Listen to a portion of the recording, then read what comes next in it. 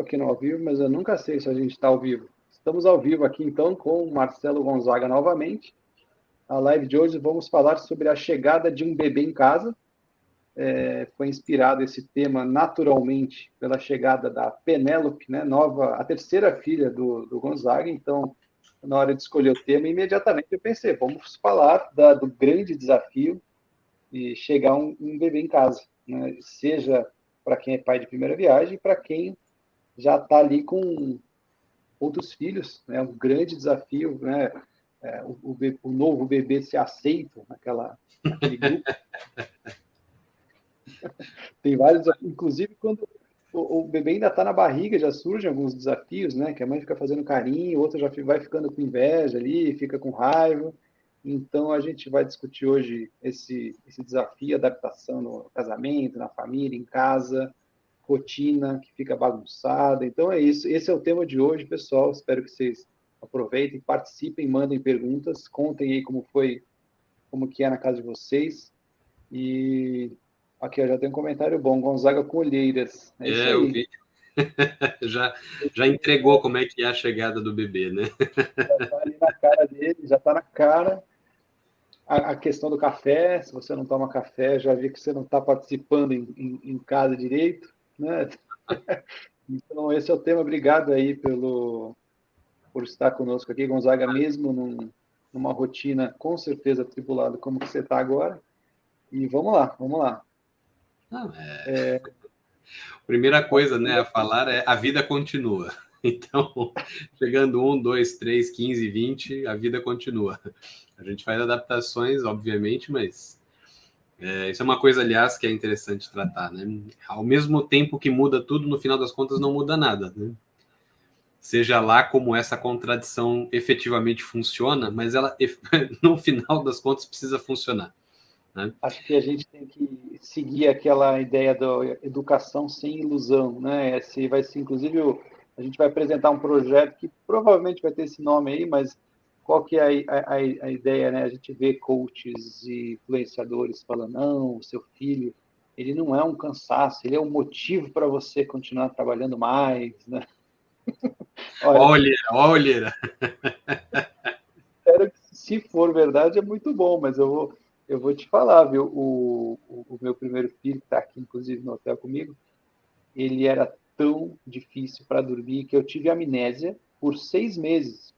Eu cheguei um dia no trabalho, eu estava assim, cara, eu falei, nossa, onde que eu tô? Cara, deu um tilt assim, eu nunca vi na minha vida um negócio daquele. Eu não sabia nem onde eu estava, parece que eu pousei ali.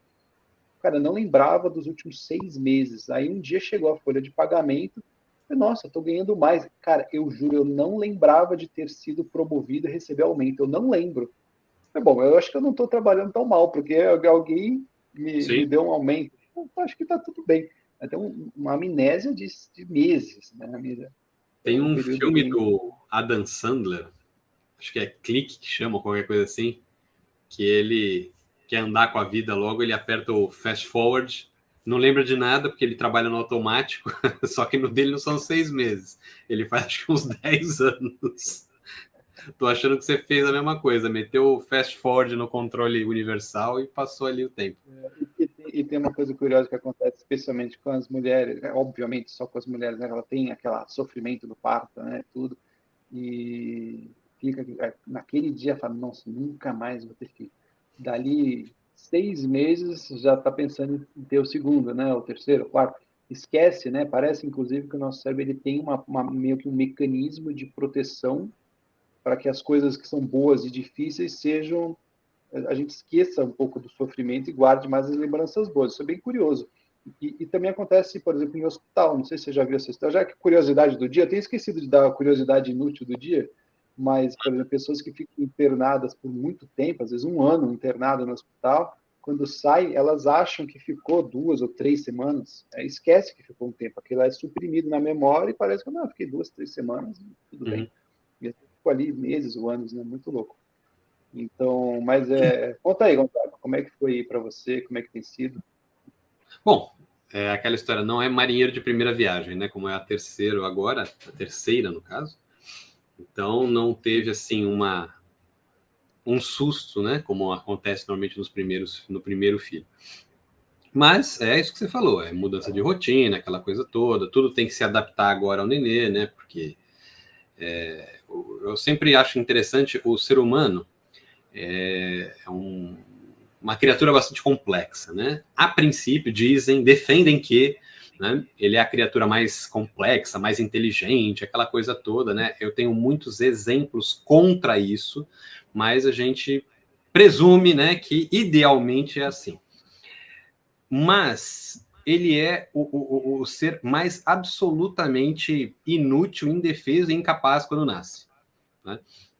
Eu até acho que tem uma relação aí inversamente proporcional, né? Conforme o animal que nasce perfeitamente pronto, ele avança muito pouco, né? Eu acho que esse negócio de nascer pronto deve gastar uma energia aí bastante grande.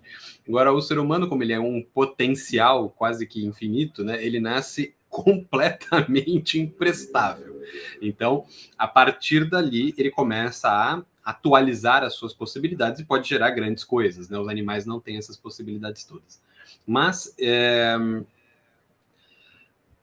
uma coisa que eu acho curiosa, né? Agora, no terceiro filho, você estava falando da tal da educação sem ilusão, né?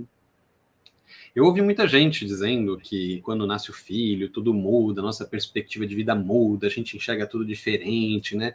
Eu até estava com essa expectativa quando meu primeiro filho nasceu, é que ela não se concretizou, né? Eu continuei, né, burro igual, né, irresponsável igual, óbvio que não completamente, mas não houve aquela, vamos dizer assim, uma mudança de paradigma total, né? Que eu vou repensar minha vida toda agora que meu filho nasceu. Não houve nada disso. Aliás, isso muito me preocupou durante algum tempo. Mas O isso que você está dizendo houve. imediatamente quando chegou em casa. Foi? Isso você está se referindo exatamente quando chegou em casa ou você está se referindo aos anos seguintes também? Não, desde que nasceu. Eu participei de todos os partos, né? Eu entendo, né? Inclusive, isso foi assim durante muito tempo, que o parto é uma coisa, vamos dizer assim, dos mistérios femininos, né? Então, antigamente o negócio era bem velado nesse ponto. Só que eu sou um sujeito muito neurótico, né? E eu quero ficar ali porque eu não sei se vão trocar meu filho, deixar meu filho cair, sabe essas coisas todas. Então, eu estou sempre do lado. Eu fico que nem uma gárgula, né? Sai a criança, eu vou acompanhando, onde vão, eu vou atrás. Então, eu quero saber se acontece alguma coisa, né? Porque depois não tem testemunha. Então, eu estou sempre lá. E a minha mulher, ela tem uma bronca comigo quando nasceu o nosso primeiro filho, porque, cara, graças a Deus isso não se manteve. Mas que criança feia quando nasceu. Eu olhei e falei, Deus do céu, não sabia que dava para ser tão feio. E ela ali, ela falou, eu tava ali acabada, né? Tinha acabado da luz, olhei para sua cara, estava com aquela cara de que é isso, né? Eu quase te dei um soco. Então, essa parte da ilusão, da magia, eu pulei aparentemente essa parte, eu não tenho isso no meu software, sabe? Então, eu pulo essa parada toda. Eu acho o nenê feio, sim, entendeu? Eles saem feios, o que vai fazer? Depois, graças a Deus, eles ficam apresentáveis, alguns ficam até bonitinhos. Então, esse envolvimento, assim, meio místico que as pessoas têm, eu absolutamente não tive. Isso mostra que tem todo aquele encantamento, né? A mãe já acha maravilhoso, já supera aquele sofrimento todo. Não, valeu a pena, faria de novo. Então, assim, tem algo místico envolvido, sim, né? Porque não Aparentemente, é sim. Comigo não tem, mas com os outros eu acho que tem. Mas uma coisa que, pelo menos para mim, foi um desafio e a gente ficou pensando bastante sobre como fazer isso com a chegada do segundo, né? Eu tenho dois, é como fazer com que o segundo seja bem recebido pelo primeiro. Uhum. Então, eu lembro que na época a gente foi atrás e pesquisou e perguntou para o pediatra. No meu caso, o que a gente fez foi o seguinte: meu filho gostava muito de um personagem, nem lembro o que era agora. Como eu falei, eu tenho amnésia e já não era boa a minha memória e continua ruim, mas a gente pegou algum presentinho e falou para ele era pequenininho, falou que era ela, minha filha que estava dando aquele presentinho para ele, que é absolutamente impossível, né? Ela estava dentro da barriga ainda, mas quando ele quando ela nasceu, ele já recebeu esse presente e também teve a oportunidade de segurar no colo. Então, assim, olha, ela é amiga, entendeu? Um sinal de, ó, não se preocupe, é uma criatura amiga aqui que está chegando, né? A gente E fez tem aqueles essa contatos imediatos do terceiro grau, né? Eu vim em paz. vim em paz. E deu certo, assim, foi super, Legal. super tranquilo. A gente nunca teve problema com isso, mas queria saber como é que está ouvindo aí, como é que vocês fizeram, porque já vi de tudo. No Diferença meu de caso, idade muitas vezes assim, influencia nisso, né? Então, por exemplo, o pessoal que costuma ter filhos mais espaçados normalmente não enfrenta uma resistência muito grande dentro de casa, né? Porque a criança já é um pouco mais crescida, ela consegue entender, né, aquilo que você está falando para ela. Normalmente elas ficam animadas com a perspectiva de ter uma outra criança. A parte do filme começa a vir depois, né? Quando ela fala, isso significa que eu não vou ter mais atenção 100%, né? Aquelas coisas. Então a criança maior, ela normalmente começa a passar por isso um pouco depois, não é imediatamente. Agora, as crianças menores, elas já têm vamos dizer assim, o senso animal delas é mais aguçado, então elas já, vamos dizer assim, sentem cheiro da ameaça desde antes, né? meu Então, filho, ele ficava. Aqui a minha esposa falando, ó, medo do desconhecido. Isso sim, a gente vai falar disso. Ó, ele ficava bravo, ele ficava tentando bater na barriga, né? Falando, não, não quero, eu não quero, eu não quero. Ele ficava agressivo. E sempre assim, uma criança de 2 anos, né? Olha como ela reagia, né? A possibilidade de perder aquela atenção exclusiva, né? Isso é muito o meu interessante mais como. velho, ele tem 3 anos de diferença para o segundo, né? Então, ele assim, estava mais ou menos de boa, né? Ele também é bem carinhoso. Agora, na chegada da Penélope, ele conversou com a barriga durante um tempão, sabe aquela história? Ai, Penélope, tá tudo bem com você? Eu tô aqui, né? Piriri, dava boa noite. Então, ele conversou com a barriga, né? Então, ele já estava mais animado com essa perspectiva e agora ele quer, né? Olha, fala, alguém vai lá acordar a Penélope, porque ela só dorme, eu quero falar com ela, né? Quer dar beijinho, aquelas coisas. Então, ele levou bem na boa isso daí. O do meio, que agora virou do meio, né? Filho do meio tem um problema, né? Porque ele nunca vai deixar de ser do meio depois que essa perspectiva acontece. O primeiro é sempre o primeiro e o último é sempre o último. Agora, no meio do caminho, né, é o sujeito que tem que sobreviver na selva. Então, o Augusto, que é o do meio, na barriga ele já estava sentindo alguma coisa, né? Então, ficou mais agarrado com a Luísa e chamava mais atenção, ficou mais manhoso. Daí perguntaram logo que a Penélope nasceu, quando ele a encontrou, né? Foi 2, 3 dias depois de ter nascido. Como é que ele tinha reagido? Eu falei, a reação dele foi fácil. Ele só fez assim, né? Ele daquele olhar desconfiado, que é isso aí que tá entrando na minha casa, né? Então ele já ficou meio... Agora ele já tá levando um pouco mais na esportiva, mas ele, vamos dizer assim, mantém uma distância respeitosa, sabe? Ele ainda não sabe se é amigo ou inimigo, então ele fica meio assim, mas percebe que naturalmente a mãe agora dá muito mais atenção para a pequenininha, né? Então ele sente um pouco de falta, mas vamos dizer assim, é relativamente esperado, né? O que eu fiz foi um trato com a minha mulher, que era, eu sempre fico com os maiores, seja lá quantos forem, né? Então, o nenê pequenininho para mim é a mulher que resolve boa parte dos problemas, né? Afinal, eles têm uma necessidade premente, que é amamentar, né? Eles têm que ser amamentados, e é uma coisa que nós, homens, não podemos e não devemos fazer, diga de passagem, né? Essa história de, não, vou colocar um peito aqui artificial e os leites. Cara, cada um com a sua função é melhor, funciona melhor. Isso, ele pegou um tablet, assim, colocou na cara com a foto da esposa e amamentando, né? Não, mas não, essas técnicas eu acho válidas, porque às vezes precisa, né? Na situação, a criança só topou porque ela dava com fome, porque aquilo é bem idiota de se fazer. Né? Muito doido. Olhou, falando de trocar de lugar mesmo. Mas aí eu falei para ela, né? Quando nasceu o primeiro filho, ela achou que eu estava dando um golpe, né? E aí eu não tinha, né, nenhuma criança que eu pudesse usar ali para falar, não, eu tô de fato cuidando do mais velho, porque ele era o mais velho. Agora, conforme os filhos foram nascendo, eu de fato vou agregando mais responsabilidades em relação aos mais velhos, né? que para mim é uma coisa que, a gente já conversou isso outras vezes, faz mais sentido porque a mãe tem essa característica, né, e essa circunstância de maior acolhimento e de ter mais cuidados em relação a uma criança menor.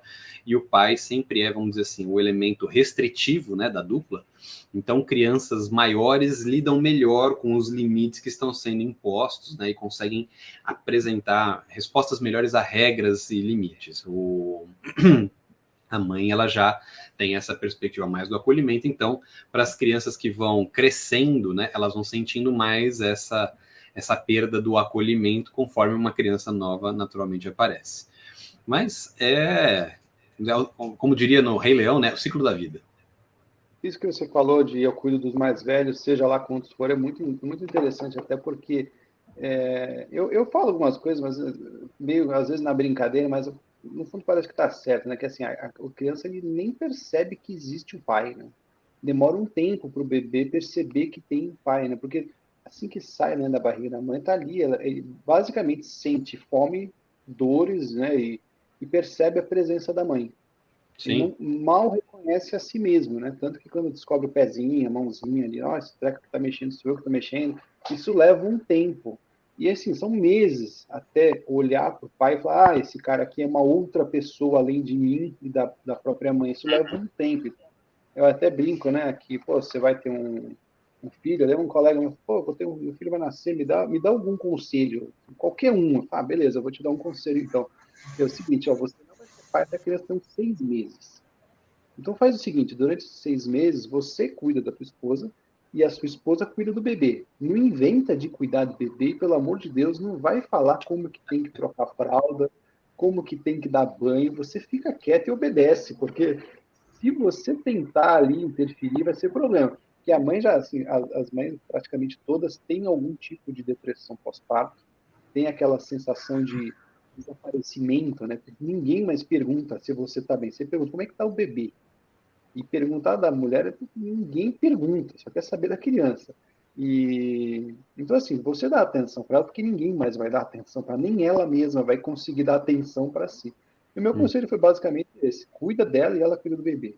O resto não interfere. Se ela falar para ferver a mamadeira, faz e deixa quieto, porque se criar uma resistência aí vai ser muito, muito desgastante, né? Já é desgastante para ela e vai ser mais ainda. Então, ele depois de alguns meses, eu falei, cara, aquilo lá foi bem, bem interessante, porque realmente é desse jeito, né? Então, um conselho meio aleatório que eu dei lá, mas na prática se concretizou, e para mim foi bem difícil, né? Porque eu percebi isso com muito custo, né? Essa ideia de... A gente é muito prático, né? Assim, eu sei que você é prático, geralmente os homens são práticos, tipo, eu vou resolver o problema assim é mais rápido, assim é melhor, assim é mais eficiente. E interfere, às vezes, no processo de... Eu lembro que eu brigava bastante com a minha esposa, né? É assim que troca a fralda, não é assim, tem que fazer assim, faltou isso. E se não for exatamente do jeito estipulado, dá problema. E tem muito mais a ver com aquela segurança, né, dela do que, de fato, se aquilo está funcionando bem ou não. Isso eu demorei para aprender com muito custo. Assim, o conselho é interessante e ele, na verdade, está relacionado com uma coisa que é até mais complexa do que isso, né? Porque o pai e a mãe, né? Vamos dizer assim, o casal, antes de serem pai e mãe, normalmente eles têm uma vida relativamente harmoniosa, óbvio, né? Guardadas as devidas proporções. Porque eles se compreendem enquanto entidades autônomas, né? É aquela história do nós vivemos juntos, nós compartilhamos as coisas, mas, né, eu confio em você, você confia em mim, né? E vida que segue. Por mais que não concorde com tudo, você consegue respeitar o espaço com um pouco mais de tranquilidade. Quando eles viram pai e mãe, a coisa fica um pouco mais complexa, porque eles têm uma terceira pessoa agora sob sua responsabilidade. E aquela história que todo mundo sempre brinca, reclamando, né, que não tem manual de instrução, aquela coisa toda. A gente, durante a vida toda, né, aprendeu a olhar o trabalho que nossos pais fizeram com um olhar bastante crítico. Então a gente fica com aquela história do, bom, eu também não posso ficar pedindo muita ajuda, porque deu nisso daqui, né? Então eu já sei o que deu e não sei se foi exatamente bom, tenho que fazer melhor. Então fica com aquela circunstância do tô meio sozinho nessa história, só posso contar com a outra pessoa aqui, né? Só que na hora que você vai contar com a outra pessoa, você percebe que aqueles parâmetros todos que vocês tinham conversado, né, que tinham mais ou menos colocado, né, as claras, você percebe que aquilo não foi muito as claras, né? Aquilo tinha ficado em termos muito genéricos, e na hora que você vai ver na realização específica de cada uma daquelas coisas, vocês não concordam exatamente, né? Não é nem nenhuma coisa em outra, vocês não concordam exatamente em muitas coisas. Aquela história do eu vou fazer o melhor para o meu filho, eu também, ótimo, a gente concorda. Na hora que vai fazer um negócio, né, fala, por que você está fazendo isso? Estou fazendo isso porque é melhor. É de jeito nenhum, você está estragando. Aí começa essa avalanche, né? Porque é impossível. Uma busca de motivos para, às vezes, descarregar aquela carga emocional, né? Pode ser que sim, então, lógico. Mas é que é impossível você prever todas as circunstâncias e antecipá-las, conversar com a outra pessoa e chegar a conclusões harmônicas em todos os aspectos da vida. Isso é impossível, né? Então você vai vendo que aquilo tudo que parecia uma coisa mais ou menos coesa, você percebe que não tem coesão nenhuma, né? A única coisa que você tem ali, que eu acho que todo mundo tem que ter mesmo, é uma confiança de que o outro de fato ama, né, essa criança que acabou de chegar e está se esforçando para fazer o melhor que ele pode, por mais que isso seja para você um absurdo total.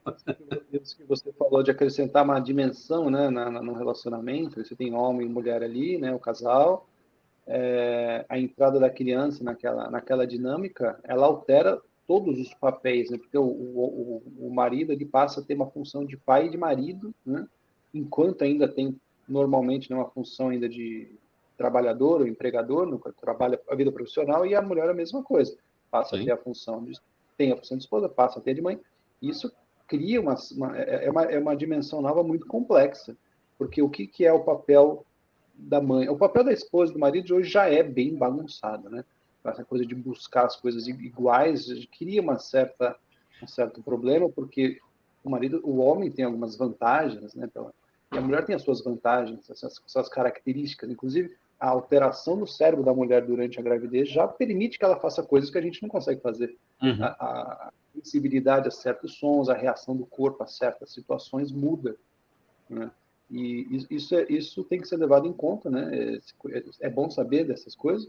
E a própria dimensão de mãe e de pai também é diferente, né? Qual que é o papel da mãe? Você fala, bom, basicamente ela precisa ali dar o alimento, né? Dar o conforto. Afinal de contas, o bebê só reconhece a ela no início, principalmente, ela só vai se sentir acalmada justamente com aquela pessoa que ela conhece. A única coisa, não é que é a única pessoa, a única coisa que ela conhece, né? É a própria mãe. Então tem toda essa dinâmica e isso fica muito bagunçado geralmente, né? A função do pai e a função da mãe é totalmente diferente. Sim. Isso causa muitos problemas de discussão, de brigas e também de falta, porque a criança precisa que aqueles papéis sejam exercidos, porque ela necessita daquilo. O pai tem uma função, a mãe tem outra.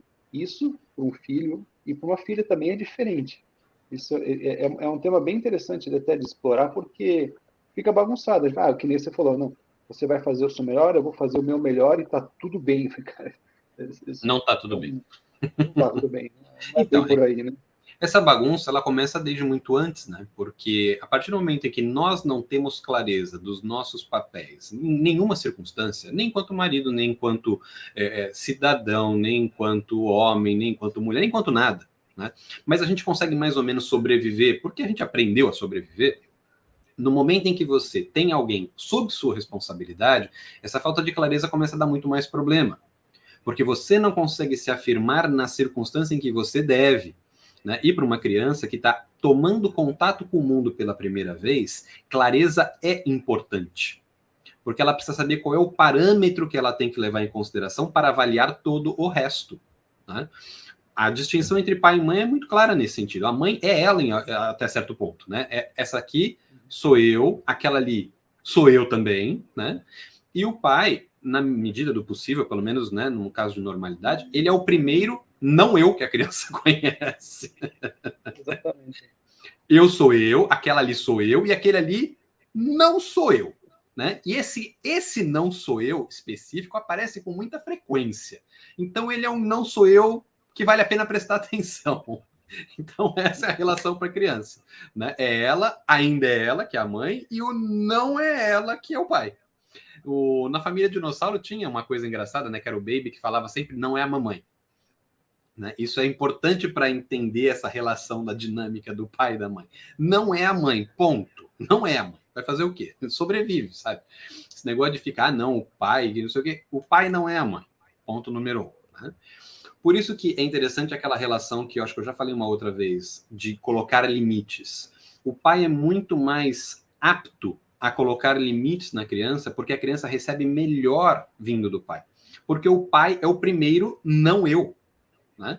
Ele é o primeiro contato que a criança tem com o mundo. O mundo é um estabelecimento contínuo de... Aliás, o mundo é uma relação contraditória entre infinitas possibilidades em aberto com a dificuldade eterna e constante de realizar essas possibilidades. Né? Então você percebe que o mundo te oferece uma série de coisas, mas ele também corta uma série de coisas. É a relação que ela vê em casa do pai e da mãe. A mãe oferece essas possibilidades infinitas, é aquela que sempre acolhe, que está sempre pronta para dar aquela palavra de incentivo, sabe?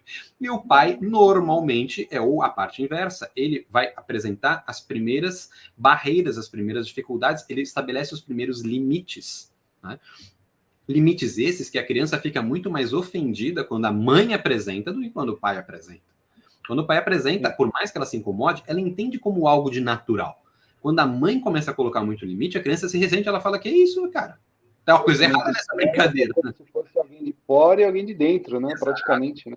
Em termos emocionais, é a mesma coisa. A mãe tá sempre jogando no meu time, assim que a criança entende, né? O limite que é colocado não é o meu time, é o time do outro. O que o meu time tá fazendo contra aqui? Né? Quando os dois ficam contra, o pai dá bronca, a mãe vai lá, né?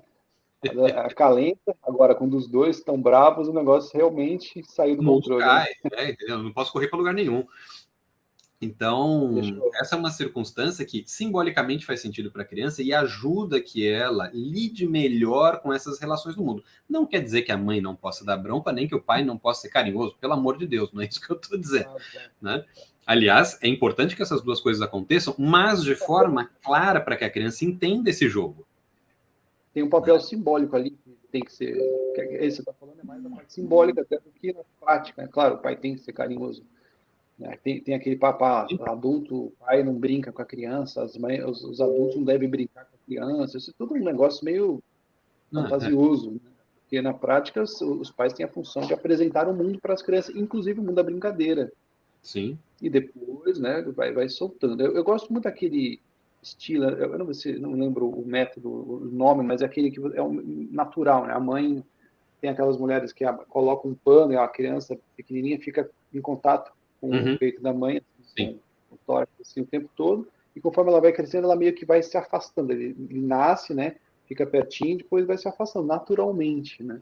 A criança às vezes cai, ela tropeça, ela vai correr.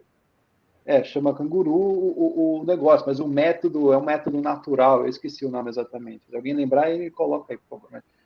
Que assim, ela fica sempre em contato. Às vezes a mãe está ali trabalhando e a criança amarrada no canguru, como disse a Kathleen bem disse aqui, e aos pouquinhos vai se afastando. Então no começo ela brinca do lado da mãe, daqui a pouco ela brinca alguns metros, se machuca, ela volta correndo para a mãe, depois se machuca e não corre para lugar nenhum. Então vai aos poucos vai se distanciando. Né? Hoje a gente tem essa separação mais abrupta. Inclusive, eu ia te fazer uma pergunta: o que você acha essa questão de criar o hábito do sono? A criança precisa dormir sozinha, deixa chorar ali à noite, né?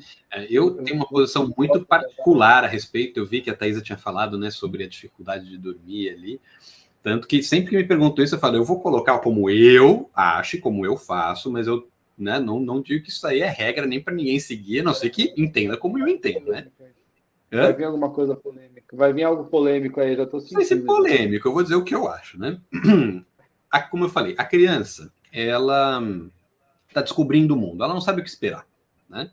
Então, por exemplo, vou usar um caso de uma criança mais velha aqui, depois eu vou retrocedendo para colocar algumas circunstâncias. Quando aquela história da criança, eu lembro de quando eu era criança, né? Tô com medo de alguma coisa. Né? Isso pode atrapalhar hábito de sono, uma série de coisas.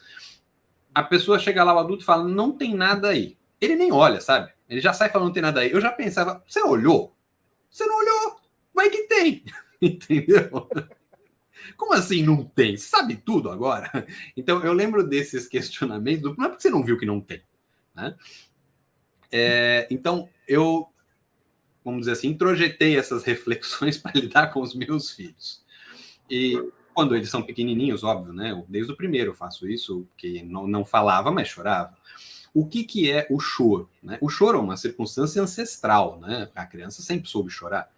Desde do infinito. O homem não sabia falar, mas sabia chorar. A criança, ela está manifestando uma necessidade.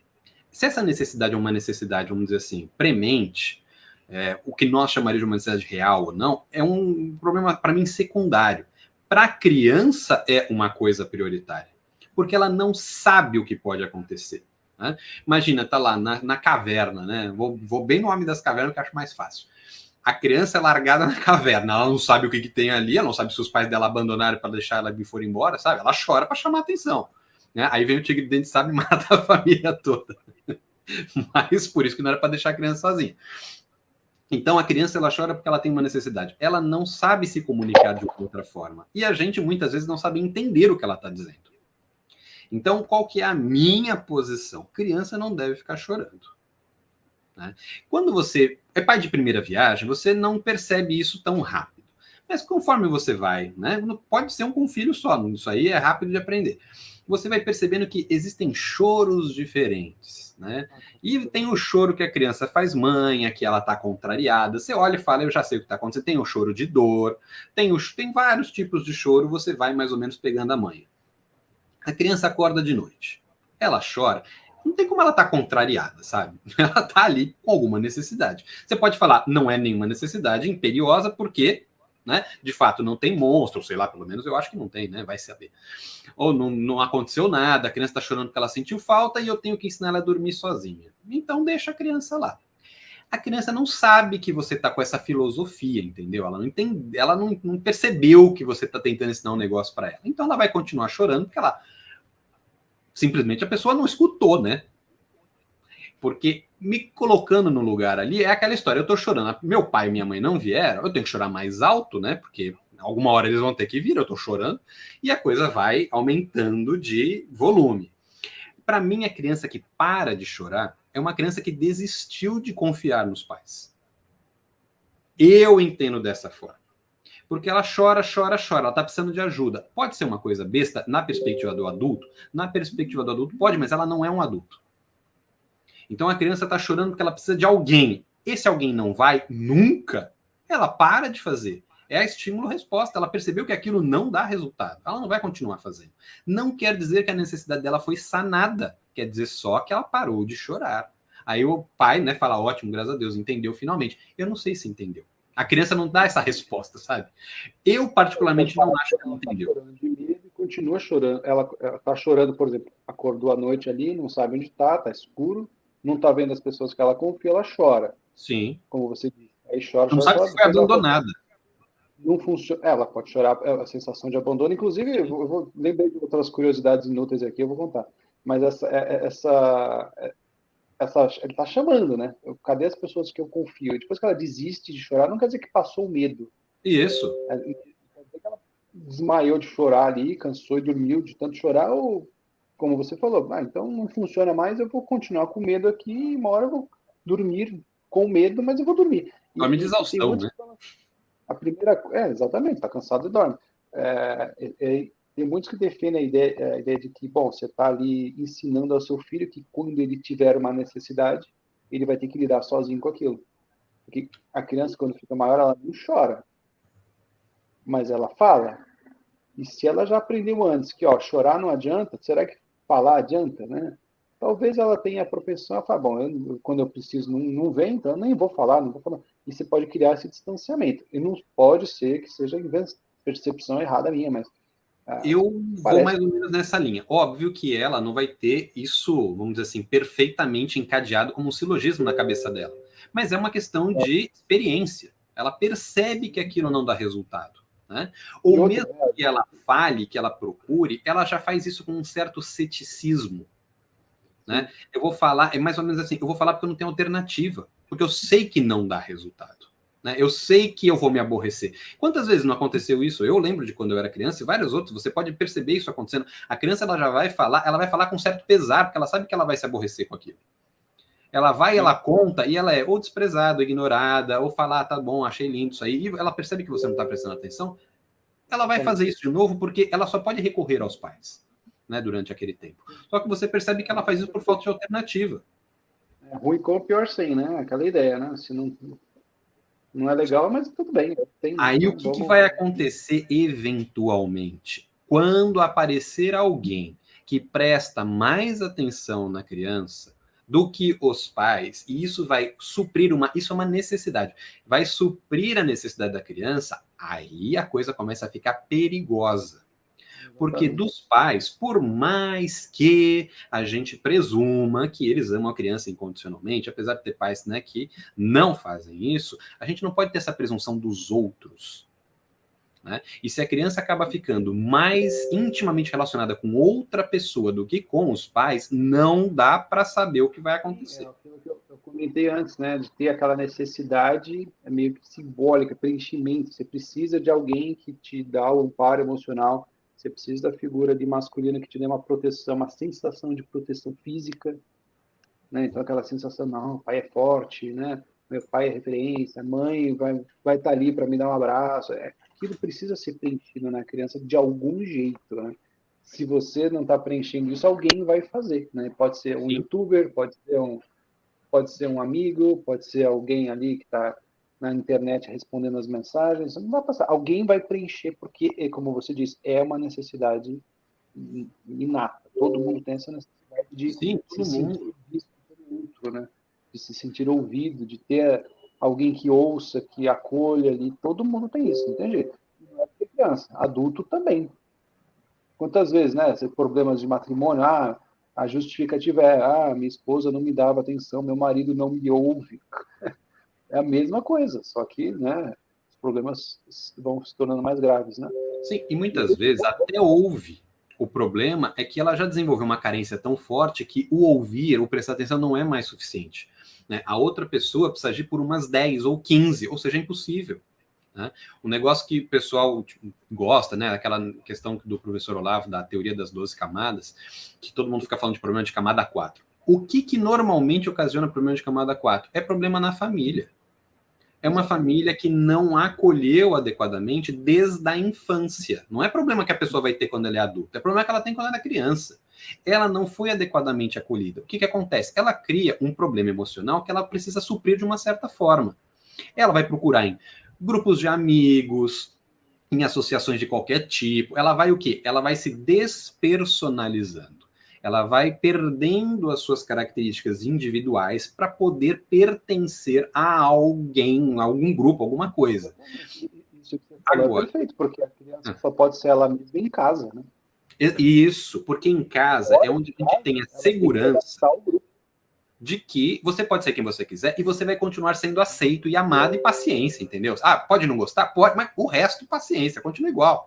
Né? Você ainda é meu filho, eu sei o que, eu detesto as coisas que você inventou de fazer, aí, mas o que eu vou fazer? Né? Vida que segue. Vida normal. A pessoa ela tem essa segurança de que ela pode tomar decisões que contrariam o meio onde ela está inserida, e mesmo assim ela vai ter esse amparo afetivo e emocional. Aí ela pode fazer outras coisas. Ela pode se afirmar enquanto indivíduo. Se ela não tem essa segurança em casa, ela não consegue fazer isso. Eu, particularmente, acho que isso acontece desde essa hora, desde que é pequenininho. Né? Porque a criança tem que ter essa segurança de que você está lá para ela. Para mim, aí voltando, né? A gente está fazendo digressões, mas voltando para o principal. Eu lido com a questão do sono interrompido desta forma. Eu não vou falar que eu acerto sempre, muito pelo contrário, eu erro bastante várias vezes no dia. Então, quando eu vejo uma oportunidade de acertar, eu falo, bom, pelo menos essa daqui eu vou fazer certo. Então, essa do sono para mim é uma oportunidade boa, porque é a hora que eu vou lá e falo, eu estou aqui para te ajudar. Eu vi que você acordou, eu estou aqui, vamos resolver o problema. Você falou também dos tipos de choro, é importante, né? Porque às vezes é aquele chorinho de mãe, você tá vendo ali, né? Você tá vendo que tá testando, sim, né? Quanto que ele pode se aproveitar ali do conforto, aí é uma coisa diferente. Mas vamos lá, dá para saber quando a criança está com dor. É um choro bem diferente. A criança reage bem diferente, ela treme de um jeito diferente, percebe que o corpo dela fica tenso, né? Bem diferente. Então, deixar a criança, especialmente quando está chorando de dor ali, sozinha, porque vai passar, isso aí eu acho, eu particularmente, como você disse também, eu acho uma crueldade. A criança está com dor, né? Nem que ela está ali com medo do escuro, está sentindo dor e provavelmente também o medo, né, do escuro. Então, E e o também, ó, a medo. gente fala do escuro, mas assim, a ideia do quarto, deixa a luzinha no canto, isso é um grande erro, porque nos primeiros anos de vida, a criança regula a glândula pineal, que é o que produz a melatonina, para regular o sono, baseado na quantidade de luz. Uhum. Se tem uma luzinha no quarto, já é o suficiente para o olho detectar aquela quantidade de luz e falar, não, não é noite totalmente, não é hora de produzir lá os componentes que indicam que é hora de dormir. Então você bagunça. Gente que deixa a criança dormir vendo televisão, deixa a luzinha no canto, assistindo desenho, com o celular perto, você está pedindo para a criança ter problema no sono mais tarde. Então, é melhor sofrer ali com o ciclo do sono nos primeiros anos, que é onde ela está aprendendo a regular essa questão da glândula pineal, a produção de melatonina, do que ficar tentando colocar tela para se livrar, porque você vai criar um problema também. Você vai adiar o problema como eu sempre digo, adiar problemas na educação é criar um problema maior depois. Geralmente isso acontece. Né? Geralmente isso acontece. Fala aí, eu queria botar uns comentários aqui. A gente se empolga na conversa. O pessoal eles ficam chorando aqui no chat, a gente não responde, aí eles não se sentem, né? Não vamos falar nada, eles não se sentem acolhidos. Vamos lá, Thaisa, creio que esse é um grande problema atual. Esse assunto já foi, né? Nossas famílias estão cada vez menores, então o primeiro contato com o bebê é quando temos o nosso, é verdade. Com família numerosa, esse contato vem bem antes, sim.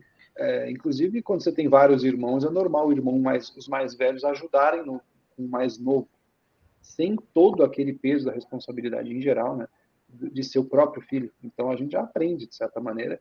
E outra coisa que cria um distanciamento é os avós estarem trabalhando ou estarem distantes. Uhum. Então, antigamente tinha também esse hábito, nascia o filho, a mãe, né, da mulher ajudava. Então muito dos hábitos, né, das tradições ali de cuidar da criança acabava passando para a geração seguinte. Hoje parece que vai ali no pediatra, pega alguns conselhos com o pediatra e usa o bom senso, que é um negócio que eu também critico bastante.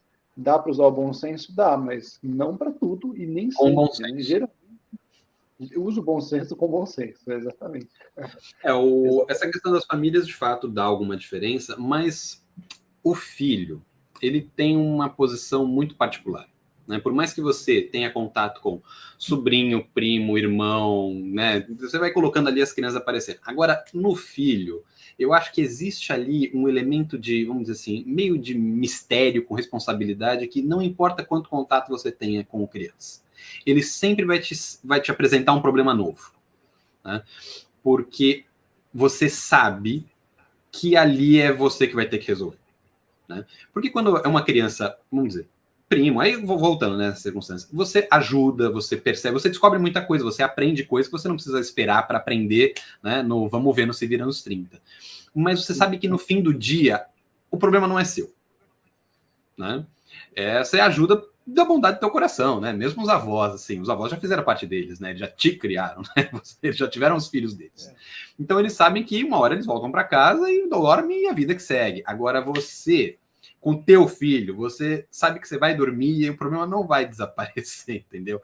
Você vai dormir com o problema na cabeça, né? E acorda com ele chorando, ou seja, sabia, né? Então é tudo um pouco diferente. E não importa, pelo menos a minha experiência é mais ou menos essa, né? Por mais que fale, não, já tive 1, 2, 3, o problema volta, né? Tudo de novo, fala, bom, tem aqui uma nova criança. Né, que isso é um negócio que o pessoal reclama e não tem para onde correr. Não importa quantos filhos você tenha, eles não vêm repetidos.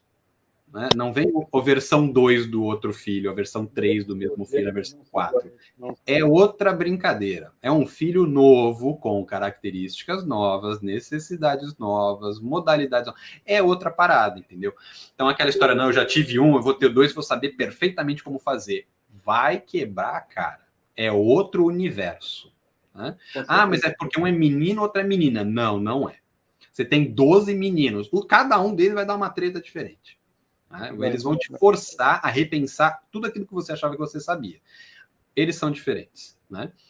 Da mesma forma como não dá para educar crianças genéricas, você também não vai ter filhos genéricos. É aquele filho específico. Os meus dois aqui, eles são muito diferentes entre si. Muito diferentes. Estímulos que funcionam num no outro são ignorados totalmente. Né? Um funciona de um jeito, outro funciona do outro. É assim, não dá para confiar que você vai ter, vamos dizer assim, aquela sabedoria da experiência que vai resolver todas as circunstâncias. Não vai. A sabedoria da experiência é importante para você saber medir. Né? Falar, não, eu já passei por isso antes, eu lembro, vamos testar, não funcionou, mas beleza, não vou me desesperar porque eu sei que isso aqui dá para vencer. Nesse sentido é importante. Né? Você sabe que você é capaz. Você percebe que aquele problema não é um problema maior do que a tua capacidade de resolvê-lo. Agora, na questão específica do eu sei resolver isso ou aquilo, olha, isso aí é sempre uma novidade. Isso, de certa forma, é bom, né? Porque não perde o encanto, né? Aquela coisa toda, né? O problema acaba sendo também resolver o problema também é alguma coisa muito interessante. Vamos lá, Raquel Mesquita está aqui. Oi, Raquel, você já participou das últimas lives aí?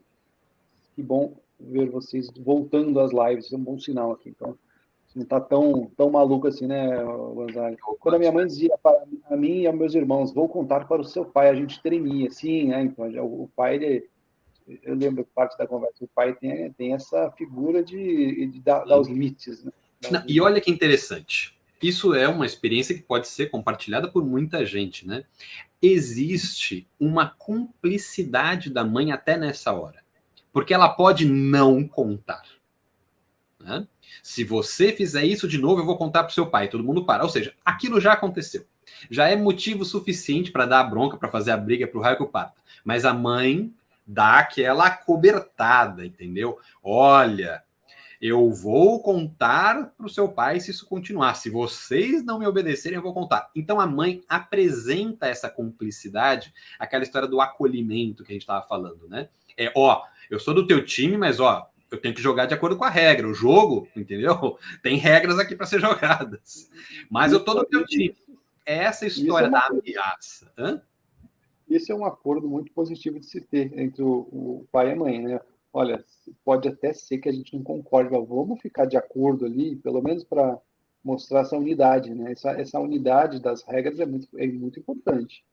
Quanto mais coeso for esse acordo familiar, melhores são os resultados. Né? Porque a criança tem essa percepção e essa clareza. Ela sabe no que ela pode confiar. Né? Por exemplo, você sabe que você tem que ficar com medo na hora que o pai aparece. Senão você fica com medo o tempo todo. Né? Se a criança, por exemplo, todo mundo briga na mesma medida, né? Exige as mesmas coisas, a criança ela vive num estado de tensão constante. Ela não sabe quando é a hora dela relaxar. Porque uma hora um é bonzinho, na outra hora o outro é mais duro, depois inverte, ela fala, bom, eu estou numa tensão constante, não sei mais ou menos como lidar com isso. Se esses papéis ficam mais claros, a criança tem uma noção melhor de comportamento. Né? Ela sabe que, aqui eu posso forçar um pouco mais a barra, mas eu não posso abusar muito, porque a hora que ela dá a cartada, né, o super trunfo ali, eu tenho que ficar mais ou menos na manha. Ou seja, eu abusei, mas dentro de certos limites, não estourei. Né? Então, ela vai aprendendo o jogo social dentro de casa. Né? Porque isso faz parte do jogo social. A gente faz isso o tempo todo em vários lugares.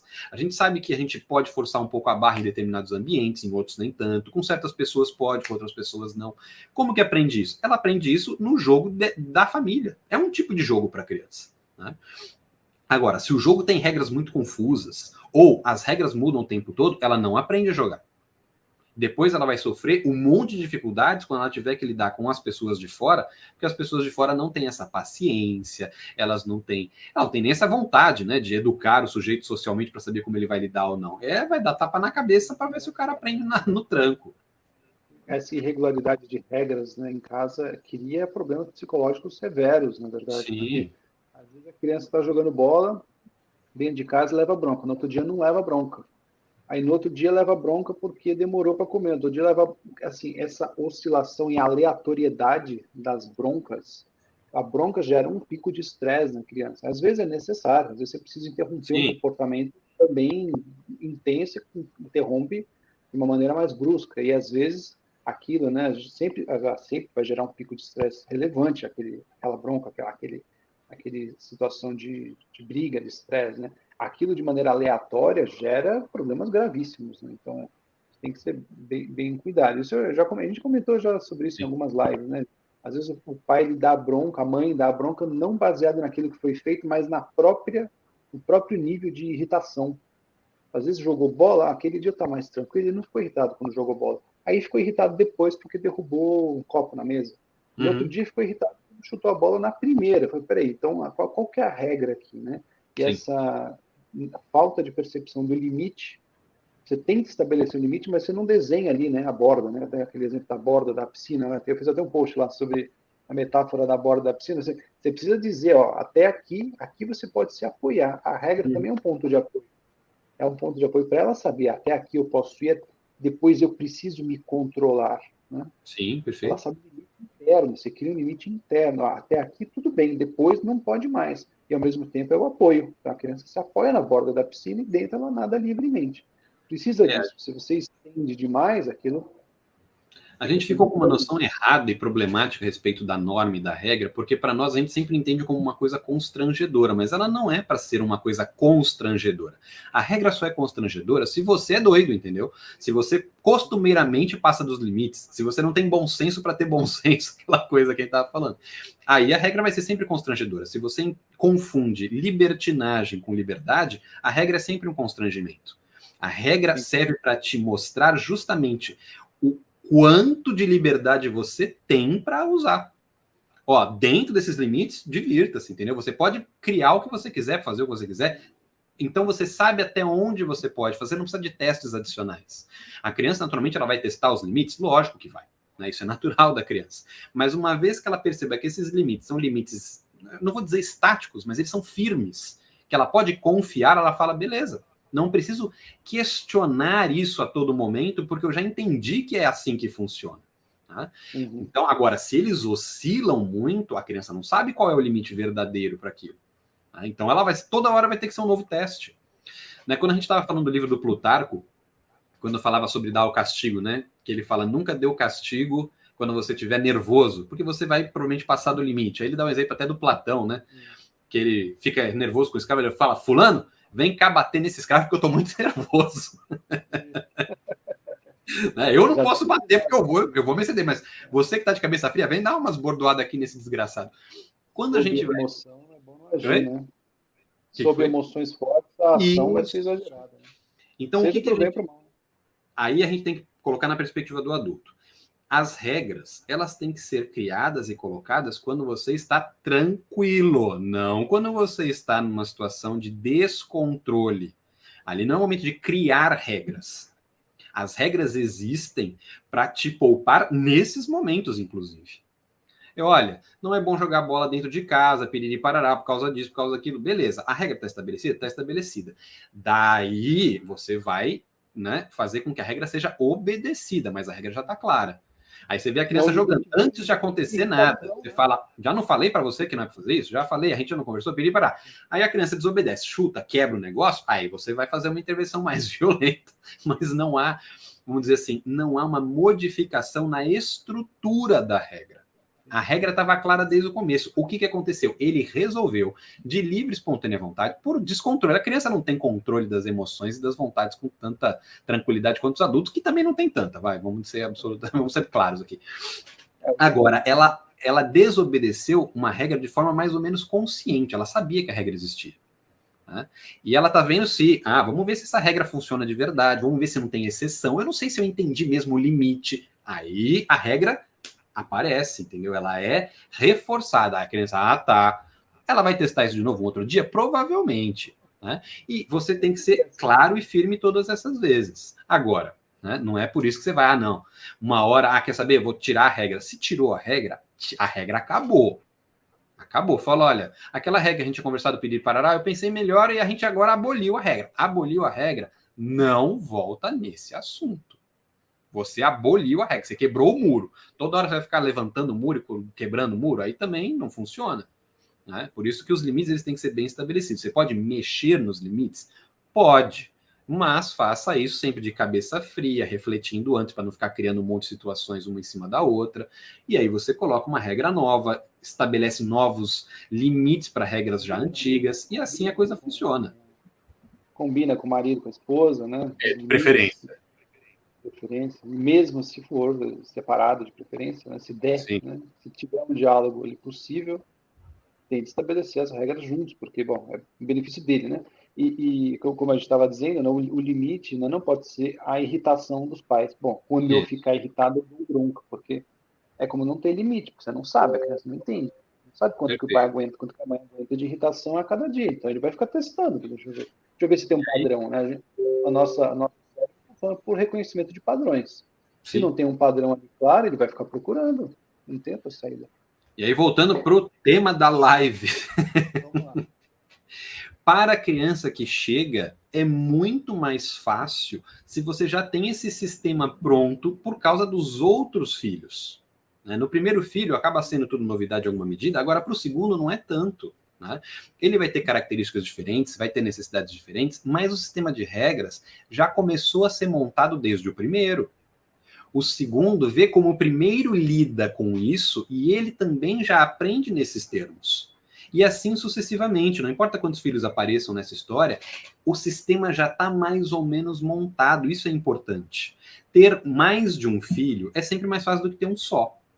Tá? Não porque, não, eles vão ser todos responder igual, não, já falei que não. Nesse sentido é sempre mais difícil. Cada novo filho é um novo universo de problemas e dificuldades. Agora, na perspectiva dos pais, você já tem essa familiaridade com o sistema. E dentro do sistema a coisa vai funcionando de forma cada vez mais, vamos dizer assim, azeitada. Tá? Porque você já sabe como funciona o mecanismo dentro de uma estrutura. E a criança também sabe. Então as crianças que vão chegando vão vendo como as outras funcionam na estrutura e elas falam, bom, né? Já entendi que o funcionamento é mais ou menos esse. Se esse sistema não existe, ou ele é caótico, ele é problemático, cada nova criança que chegar vai ser um problema triplicado, quadruplicado, quintuplicado. Porque esse sistema não foi criado. Então é o caos, agora cada vez mais, vamos dizer assim, vitaminado para uma criança nova. Tá?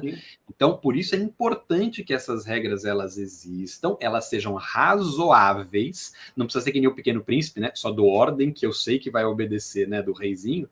Agora, essas regras, elas têm que ter esse limite de razoabilidade. Coisas que a criança deve, de fato, fazer, coisas que ela pode fazer, e a criança tem que ter essa clareza de como que ela vai lidar com isso dentro desse sistema. Aí sim, cada nova criança que vai chegando, ela vai chegando num universo muito mais tranquilo do que o primeiro.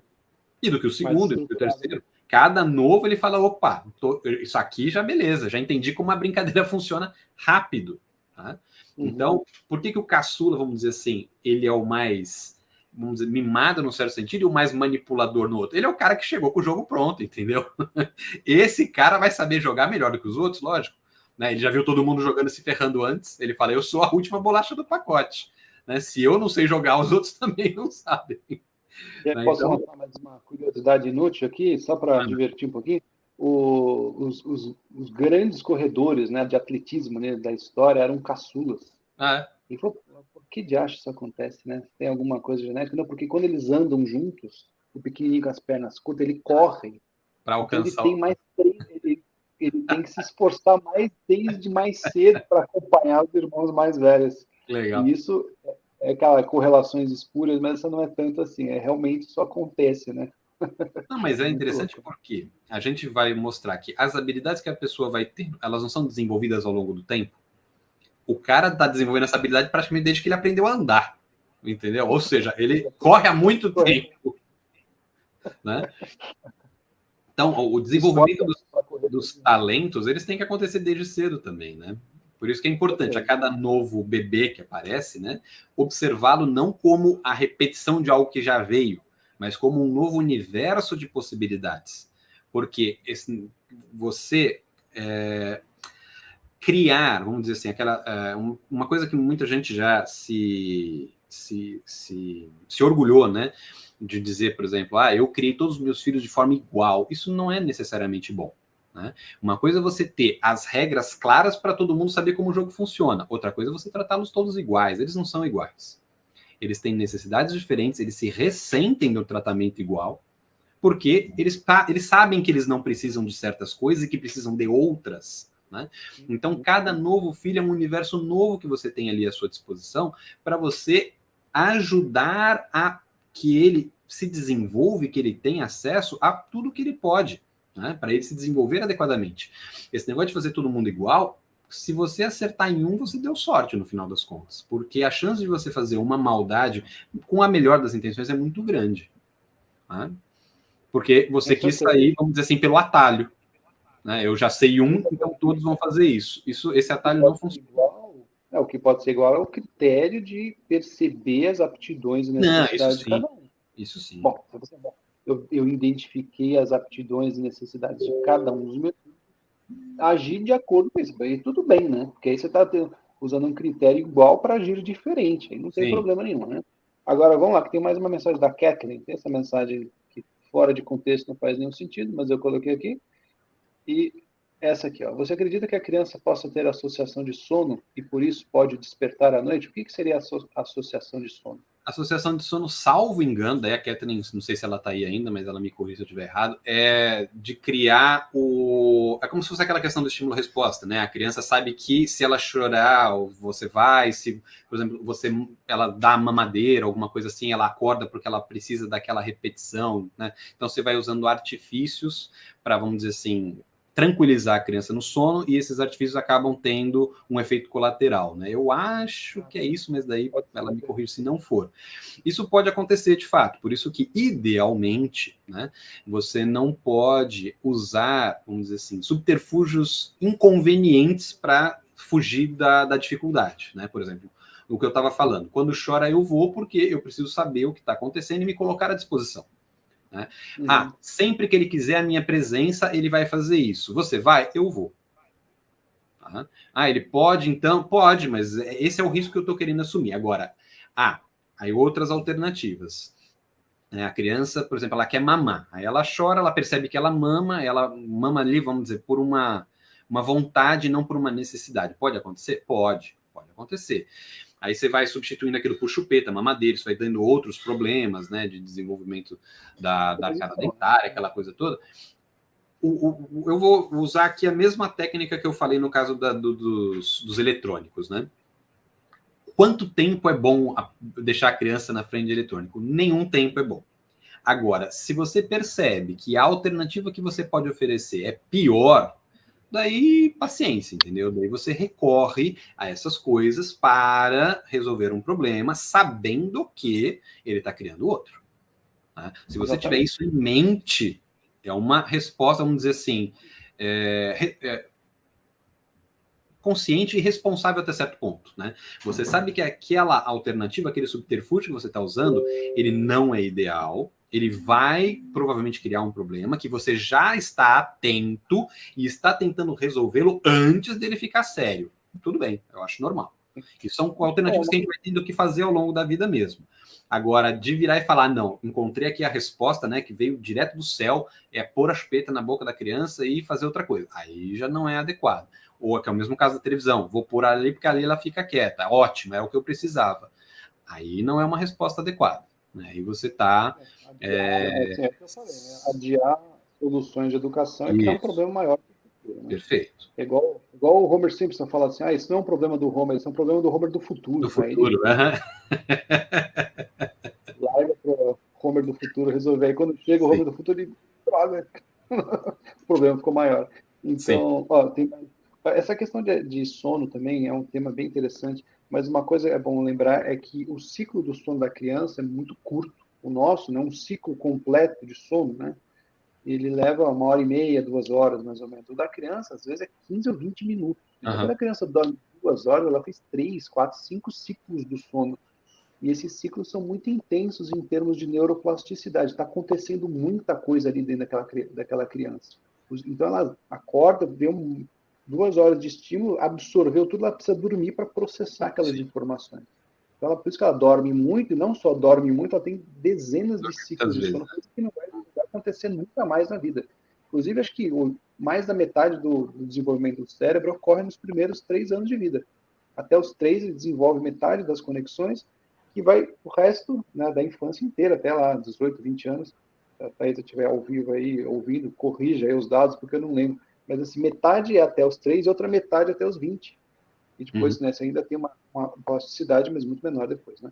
Sim. Então, essa pergunta da Kétia sobre a associação do sono, a criança vai se habituar a acordar de hora em hora, isso pode eventualmente até acontecer, porque a gente também tem esse relógio biológico ali, que esses hábitos, mas também com o tempo, aqueles 20 minutos do ciclo do sono, ele vai dilatando. A criança não vai querer ficar acordando de 20 em 20 minutos, de hora em hora, vai querer ficar mais tempo dormindo, porque ela vai precisar de sonos mais longos.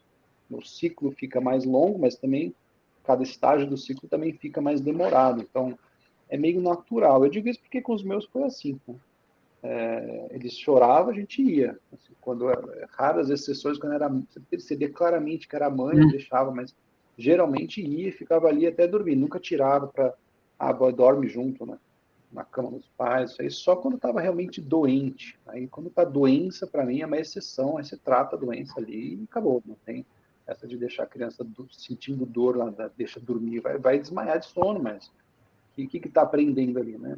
E a coisa também tem que tomar um certo cuidado, porque é pequenininho, então vou tratar de um jeito, quando crescer, trata de outro, né? A gente falou disso algumas vezes também, já nessas conversas.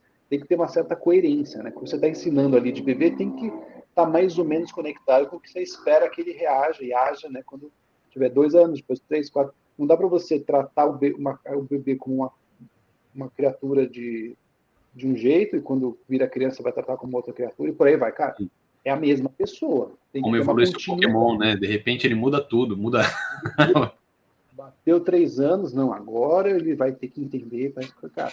Tenta ser coerente, como você falou, deixar chorar, ensinar de que chamar os pais não vai ser atendido.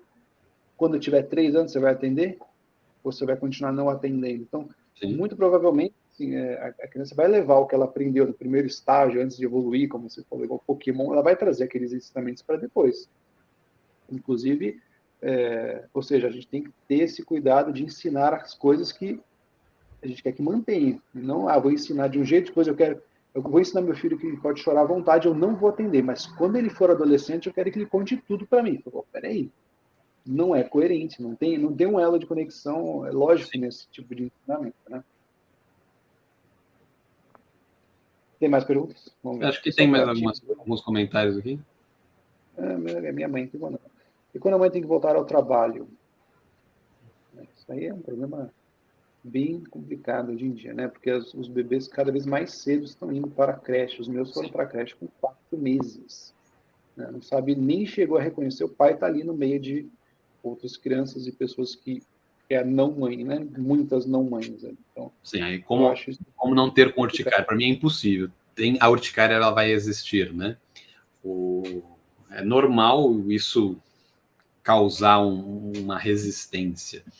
Agora, é a questão da necessidade, né? Se, por exemplo, a mãe precisa voltar a trabalhar, não é uma questão de... Porque de vez em quando aparece, né? Eu não sou escrava da minha família, eu tenho a minha vida, eu sou uma mulher independente, moderna, né?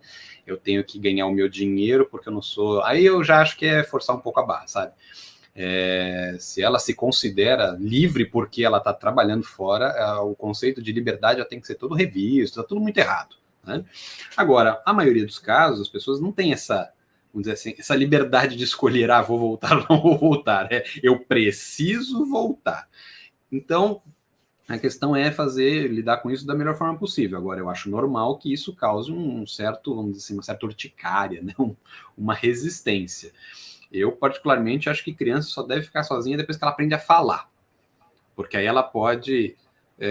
o negócio do X9, né? Aconteceu um problema, falar, aconteceu isso aqui. Ótimo. Então, essa criança, a criança que dedura, é a criança que pode ficar sozinha. Criança que não fala, para mim, não tem condição de ficar sozinha. Agora, necessidade é necessidade. Se precisa, o que vai fazer? Isso é complicado. Faz parte do mundo moderno, né? Necessidades inventadas do mundo moderno. Essa é uma delas. Tenho que deixar meu filho que precisa, só reconhece a mim, né, a mãe, né? Tem que deixar com o outro para poder fazer um trabalho para outra pessoa, né? Então, para poder sustentar aquele mesmo filho, né? Tem um caso muito triste, que é um caso da literatura que eu acho interessante nessa circunstância, é o caso que o Victor Hugo né? Colocou nos Miseráveis. Não sei se alguém conhece a história, mas a moça, que é a Fantine, tem uma filha, o marido abandona, fica só ela e a filha, ela não tem dinheiro para cuidar da filha, então ela abandona não, né? Ela deixa a filha numa estalagem, que ela percebe que as meninas que estão lá são bem cuidadas pelos pais, então ela fala, bom, pelo menos ela vai ter companheiras ali, ela combina com os donos da estalagem, que ela vai mandar um dinheiro para eles, para cuidarem da menina, e ela vai trabalhar, né? E ela mal vê a menina, eles só comunicam o estado dela por cartas, em que eles falam que ela sempre está muito doente, ela sempre precisa ficar mandando cada vez mais dinheiro para cuidar da menina. Na verdade, a menina nunca ficou doente, né? Eles ficam explorando a menina para trabalhar na estalagem e explorando a mãe pedindo dinheiro para ela, né? Então, é uma situação parecida com essa que a gente está comentando, né? A mãe, ela precisa fazer aquilo, ela não tem alternativa. Agora, não dá para saber o que vai acontecer, né?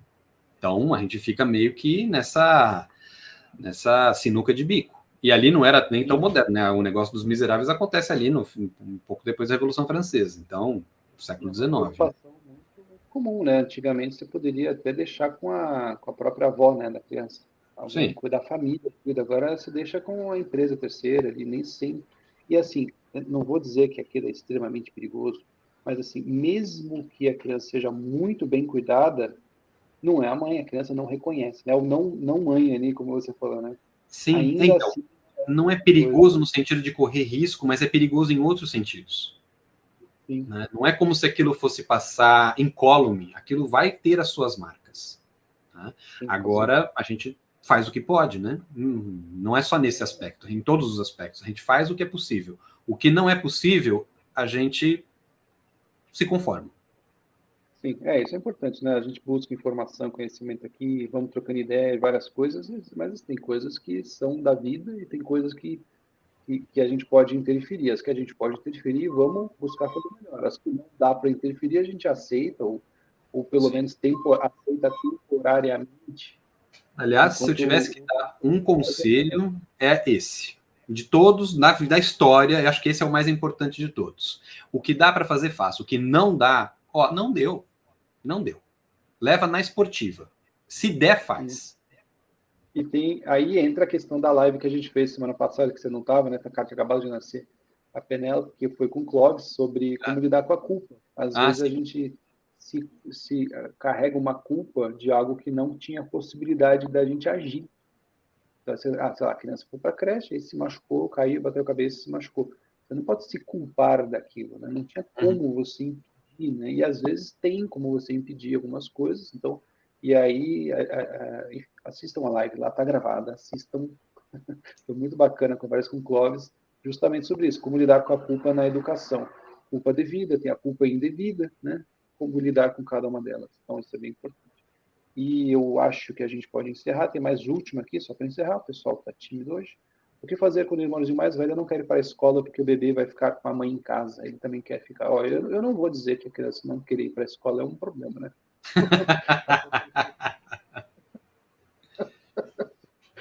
Até porque se ele está com a vontade ali de ficar em casa com a família, eu também não vou dizer que isso é um grande problema, mas quando precisa ir, é complicado. Uma coisa é quando precisa e outra. A gente hoje não tem nem mais tanto essa liberdade, né? Porque o Estado acha que a gente tem que deixar a criança lá na escola de qualquer jeito. Né? Então isso já virou uma coisa compulsória, mesmo que não seja necessária. Então, de fato, isso é um pouco difícil. Isso também depende muito de como a própria criança está entendendo a situação. Né? Não dá para dar uma resposta perfeita, porque cada criança pode, apesar de apresentar a mesma resposta, né, que é não quer ir para a escola, isso pode ser motivado por coisas diferentes. Pode ser um problema com a escola, pode ser um problema com a percepção da criança da escola, pode ser um problema na questão de casa, dela ficar com ciúme, dela querer ter aquele carinho, aquele contato. Não que ela seja uma criança que tenha sido, vamos dizer assim, ignorada, abandonada, mas obviamente ela percebe que tem uma outra ali, o irmãozinho, né? Que está recebendo muita atenção, muito carinho, ela fala, bom, eu também quero, né? Existem crianças que têm essa necessidade. Então, a primeira coisa é perceber qual é o problema. Né? Uma vez percebido o problema, que pode ter inúmeras causas, a questão é trabalhá-lo de uma forma que dê um resultado efetivo. né? Por exemplo, na própria questão da criança que não quer ir para a escola, tem que procurar coisas na escola que possam interessá-la mais do que aquilo que ela está passando, né? Ela já passou por aquele momento. Isso é interessante colocar para a criança também. Tem crianças que entendem essa perspectiva. Ah, eu já tive isso. Né? Se você mostra foto para ela, hoje tudo tem vídeo, né? Ela percebe que aquilo é um momento que ela também passou, que ela teve. Aliás, o primeiro teve com exclusividade, né? E que uma hora isso vai passar, é normal, né? É uma questão de crescimento, né? Porque senão a criança começa a ter aquela síndrome de Peter Pan, né? Ela quer ir para a Terra do Nunca porque ela não quer crescer. Não, não pode não querer crescer. Ela tem que viver o momento em que ela está vivendo e ter a expectativa do próximo momento. É a sequência da vida. Ela tem que aproveitar os momentos conforme os momentos existem. Né? Não ficar com um certo saudosismo, e ela tem que mais ou menos perceber isso. Ela agora é a criança maior, né? Ela tem outras experiências de vida e ela tem que saber aproveitá-las nesse sentido. Então, não dá para dar uma resposta assim, vamos dizer, a prova de falhas, né, para isso, mas eu acho que o caminho é mais ou menos esse para poder oferecer para aquela criança uma coisa que ela de fato valorize e não fique, né, sentindo que ela foi preterida em relação a outra, porque isso não acontece, né? Os pais, né, vou falar um negócio assim bem escandaloso, os pais normalmente têm preferências em relação aos filhos, mas isso não quer dizer que eles não amem os outros, quer dizer só que ele tem uma preferência em relação a um ou outro. Isso de fato acontece. Pode negar o quanto você quiser, eu não confio. Eu sempre acho que os pais têm preferência em relação aos filhos. Sempre tem um filho preferido. Vamos lá, então. Acho que em respeito aí à sua rotina nova, adaptação aí, vamos manter a live aqui, já passou até de 1 hora. E então é isso. Pessoal, se tiver mais perguntas, mandem imediatamente. Senão a gente deixa para responder na semana que vem. Semana que vem vai ter uma live na terça-feira, só para avisar quem está aqui ao vivo com a gente, com o Antunes. A gente está lançando. Não vai ser com o Gonzaga, relaxa. Vai ser com o Antunes. A gente está lançando o curso dele, que também fala muito disso. Ele é pediatra, então o curso dele fala muito sobre essa questão da chegada de bebês, sobre o sono, hábito do sono, autoridade, ordem, como ensinar as coisas iniciais. E, assim, eu vou te dizer, esse curso é um compilado de diversas perguntas que geralmente as pessoas levam para o consultório de pediatria. Então, se você está aí com bebês em casa, ou quer ter um filho e vai ter um filho em breve, vale a pena, porque tem um compilado de um monte de questões comuns, né? E como ele é pediatra e orientador familiar, está bem interessante. Ficou uma combinação bem interessante, a parte da medicina e a parte da orientação familiar. Então, a gente está lançando esse curso, tem algumas aulas grátis lá na plataforma, dá para entrar e assistir, deixa sem compromisso nenhum, entra lá, assiste as aulas, e o curso vai ser disponibilizado para aquisição na terça. Quem é assinante já tem acesso ao curso, já tá liberado para quem é assinante. Então, dê uma olhadinha lá, vale a pena, e na terça-feira a gente vai conversar com ele sobre o curso também. E aí, na quinta-feira, deixa eu ver que dia que vai cair aqui na quinta, dia 16, aí eu estarei aqui com o Gonzaga, e a gente vai apresentar um projeto novo, ou se o Gonzaga não estiver aí, eu faço eu com vocês aqui conversando, um projeto novo que vai se iniciar no dia 19, deixa eu ver o calendário aqui para não falar errado, dia 20, vai começar no dia 20, um projeto novo aqui na Tutora, sobre educação, vocês vão gostar com certeza, então acompanhem, beleza? Gonzaga, obrigado, boa noite. Imagina, um prazer. Parabéns aí pela chegada da Penélope e boa sorte aí na adaptação. Espero que dê tudo certo. Depois eu conto as novidades. Ótimo, então beleza. Tchau, Obrigado gente. a todos que estão aqui conosco. Valeu, tchau, tchau. E cortou.